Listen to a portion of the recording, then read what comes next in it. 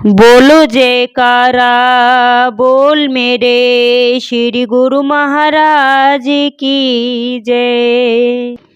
एक औरत रोटी बनाते बनाते ओम भगवते वासुदेवाय नमः का जाप कर रही थी। अलग से पूजा का समय नहीं निकाल पाती थी बेचारी, इसीलिए बस काम करते करते ध्यान कर लेती थी। तभी एकाएक धड़ाम से जोरों की आवाज हुई और साथ में दर्दनाक चीख। उसका कलेजा धक से रह गया और जब उसने आंगन में दौड़कर झांककर देखा तो 8 साल का चुन्नू चित पड़ा था, जो कि खून से लथपथ था। उसका मन हुआ चीख मारकर दहाड़कर रोए, परंतु घर में उसके अलावा कोई नहीं था। अब रोकर भी किसे बुलाती, फिर चुन्नू को संभालना भी तो था। दौड़कर नीचे गई तो देखा चुन्नू आधी बेहोशी में माँ माँ की रट लगाए हुए है। अंदर की ममता ने आंखों से निकल रही अपनी मौजूदगी का एहसास कराया। फिर 10 दिन पहले करवाए अपेंडिक्स के ऑपरेशन के बावजूद न जाने कहां से इतनी शक्ति आ गई कि चुन्नू को गोद में उठाकर पड़ोस के ही नर्सिंग होम की ओर दौड़ी।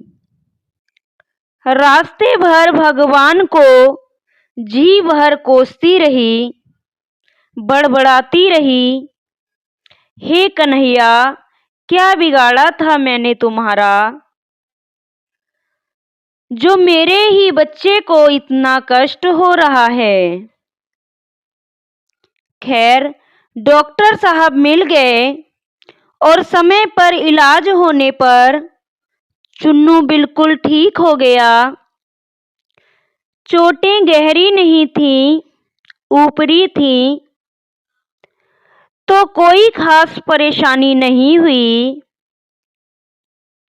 रात को घर पर जब सब टीवी देख रहे थे,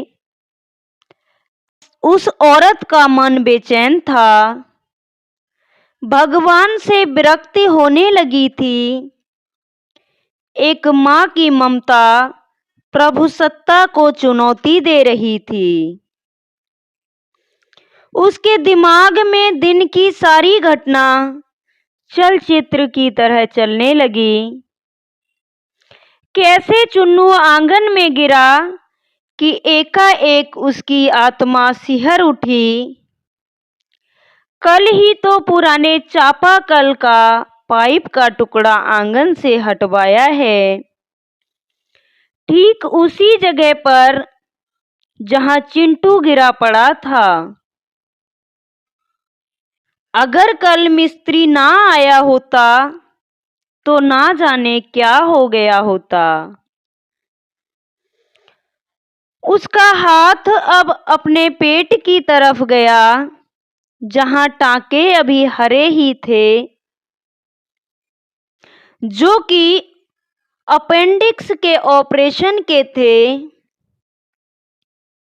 आश्चर्य हुआ कि उसने 20-22 किलो के चुन्नू को उठाया, लेकिन कैसे? और कैसे वो आधा किलोमीटर तक दौड़ती चली गई। उस टाइम फूल सा हल्का लग रहा था चुन्नू। वैसे तो वो कपड़ों की बाल्टी तक छत पर नहीं ले जा पाती है। फिर उसे ख्याल आया कि डॉक्टर साहब तो 2 बजे तक ही रहते हैं, और जब वो पहुंची तो 3:30 बज रहे थे। उसके जाते ही तुरंत इलाज भी हो गया, मानो किसी ने उन्हें रोक रखा हो। उसका सिर प्रभु चरणों में श्रद्धा से झुक गया। अब वो सारा खेल समझ चुकी थी। मन ही मन प्रभु से अपने शब्दों के लिए क्षमा मांगी। तभी टीवी पर उसका ध्यान गया तो उस वक्त प्रवचन आ रहे थे। प्रवचन था, प्रभु कहते हैं, मैं तुम्हारे आने वाले संकट रोक नहीं सकता, लेकिन तुम्हें इतनी शक्ति दे सकता हूँ कि तुम आसानी से उन्हें पार कर सको। तुम्हारी राह आसान कर सकता हूँ, बस धर्म के मार्ग पर चलते रहो। जब उस औरत ने घर के मंदिर में झांक कर देखा तो कन्हैया मुस्कुरा रहे थे।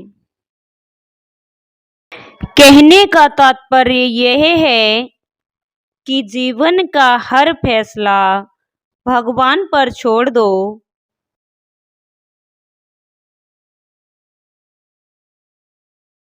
भगवान हमारी हर समय रक्षा करते हैं। ईश्वर के सामने अपनी इच्छाएं रखो, लेकिन इच्छाओं के लिए कोई समय तय मत करो। जो जीवन में घटित होता है उस पर प्रश्न मत खड़े करो, बल्कि ईश्वर पर अटूट विश्वास रखकर देखो। प्रभु आपके साथ कभी गलत नहीं करेंगे। बोलो जयकारा, बोल मेरे श्री गुरु महाराज की जय।